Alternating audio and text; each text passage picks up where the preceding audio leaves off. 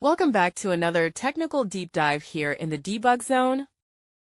Today we're tackling a big question and breaking it down with insights from other users. Hopefully this clears up some misconceptions and helps you get the answer you need. So buckle up, stay a little curious, and let's jump right in.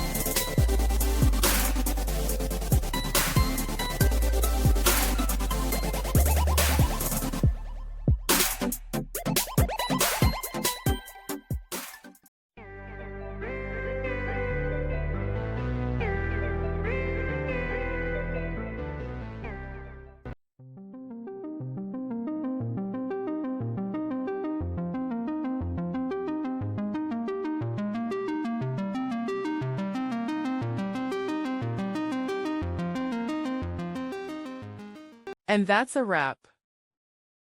I hope you found the answer you were looking for. If you did, take a second to hit that subscribe button. It really helps out. And let me know in the comments which solution worked best for you. See you next time in the debug zone.